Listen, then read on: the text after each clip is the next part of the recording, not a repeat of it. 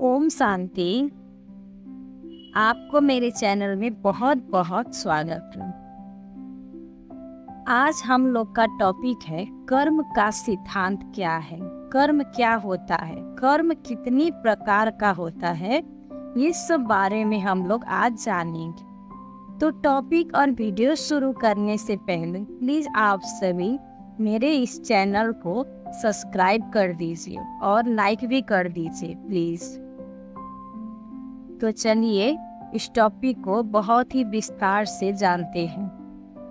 कर्म का सिद्धांत बहुत ही गूढ़ राज है एक, जो कि हम लोग के बहुत ही ये बातों को बहुत व्यक्ति जानते नहीं हैं। बहुत जाने अनजाने में हम लोग के साथ गलती होते रहता है, पर इसके पीछे का कर्म क्या है ये हम लोग नहीं जानते हैं।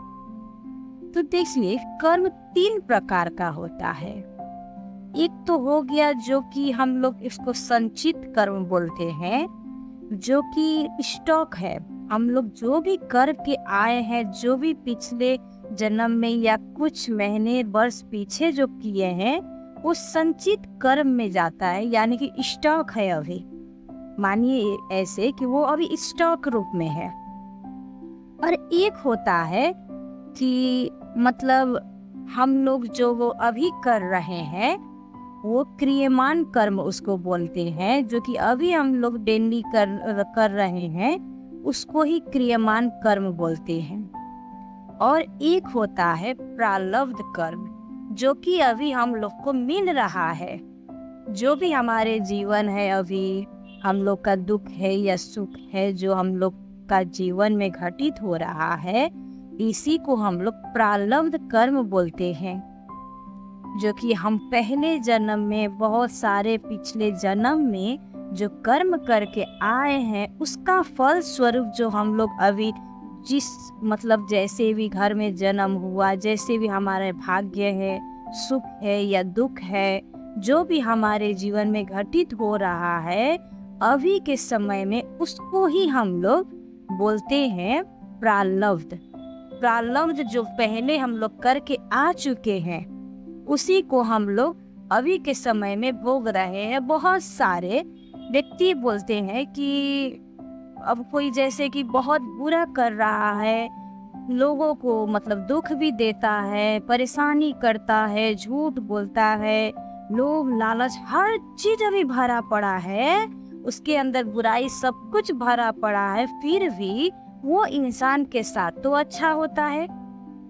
तो हम लोग कई बार बोल देते हैं ना कि अगर उसका कर्म इतना बुरा है तो उसके साथ बुरा होना चाहिए, पर उसके साथ तो अच्छा हो रहा है। पर इसके पीछे जो बात है, वो उसका संचित कर्म जो उसने करके आए थे, पहले जन्म में जो करके आया है, पिछले जन्म का अच्छा कर्म जो किया है, वही अभी उसको प्रारब्ध के रूप में मिल रहा है। हम लोग ऐसे जाने कि जो चीज अभी अभी कर रहा है, उसको अभी अभी तुरंत नहीं मिलता है। वो पीछे जो अच्छा कर्म किया है, किसी को सुख दिया है, बहुत अच्छा व्यक्ति था, असल था, उसका ही सही फल उसको अभी मिल रहा है। चाहे वो इस जन्म में कितना भी बुरा कर रहा हो, वो अभी उसका संचित हो रहा है, वो जाके स्टॉक हो रहा है। और जो भी अभी कर्म करेगा, अच्छा करे या बुरा करेंगे हम लोग, वही हम लोग का जाके स्टॉक होगा। और जो करके आए हो, जैसे भी पीछे जन्म में हम लोग दुख दिए या सुख दिए, तो उसी के अनुसार अभी हम लोग को वो प्रारब्ध के रूप में मिलते जा रहा है। तो यही कर्म का गूढ़ राज है, जो कि हम लोग बहुत सारे व्यक्ति नहीं जानते हैं और गलत काम करते रहते हैं। किसी के बारे में गलत बोलेंगे, झूठ बोलेंगे, लोभ लालच निंदा ईर्ष्या सारे करते रहेंगे। तो ये देखिए दोस्तों, ये सब हमारे कर्म बन रहा है। हम लोग नहीं जानते हैं आखिर हमारे जीवन में जब दुख आता है, सुख आता है, तो हम लोग सुख आता है तो बहुत खुश होते हैं, उसके बारे में तो कुछ नहीं सोचते हैं कि हम क्या करके आए कि सुख मिला। पर जब दुख आता है तो सब कोई उंगली उठाता है भगवान के तरफ कि भगवान हमने ऐसा क्या किया, हम तो इतना अच्छा सबका करते हैं, सबके बारे में अच्छा सोच रहे हैं, फिर भी मेरे साथ गलत क्यों हो रहा है, ऐसा हम लोग कई बार बोल देते हैं। पर इसके पीछे का बात तो यही है, जो अभी हम लोग कर रहे हैं वो हाथ का हाथ तो नहीं मिलेगा, वो जाकर स्टॉप हो रहा है, संचित कर्म में वो जाकर रुक रहा है। अभी हम लोग को जो जब समय आएगा उसका सही समय, तब उसका फल स्वरूप हमको मिलेगा। पर अभी हम लोग का जीवन में अगर दुख है तो कभी किसी पर ब्लेम ना लगाएं, किसी को दोष ना दे, क्योंकि कहीं न कहीं वो सारे हमारे कर्म का ही नतीजा है। कोई भी व्यक्ति इसमें जिम्मेवार नहीं होता है, कोई भी दूसरा व्यक्ति हमारे जीवन में जो भी घटित हो रहा है वो हम ही लोग बनाकर आए हैं। इसमें कोई किसी का गलती नहीं है। हम लोग कितना बार बोल देते हैं कि इस इंसान से मेरा शादी हुआ तभी मेरा जीवन ऐसा हो गया, नहीं तो मेरा जीवन ऐसा था, अच्छा था, आनंदित था। पर नहीं दोस्तों, आपका दुख जो लिखा हुआ था तभी तो वो व्यक्ति से आपका रिश्ता जुड़ा, आप इस घर में गए, क्योंकि आपको वो जो प्रारब्ध के रूप में मिलने वाला था वो तो आपको आना ही है। तो उसी प्रकार ये सारे कर्म एक दूसरे से जुड़े हैं, जो कि हम लोग कर्म से कहीं नहीं बच पाएंगे। जो भी कर्म हम लोग लिख कर आए हैं वो उसको हम लोग को भोगना ही पड़ता है।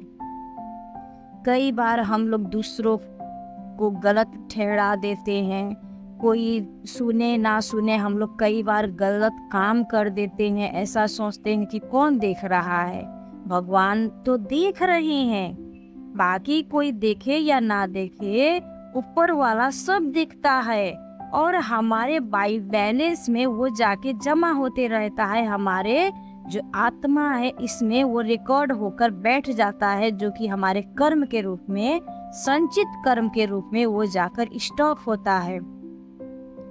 अब ये तो हमारे शरीर तो क्या है, शरीर तो नश्वर है, शरीर तो चला जाएगा। वो तो जितना हम लोग कर्म करेंगे वो सब जाकर आत्मा में बैठता है, आत्मा में रिकॉर्ड होकर उस रहता है।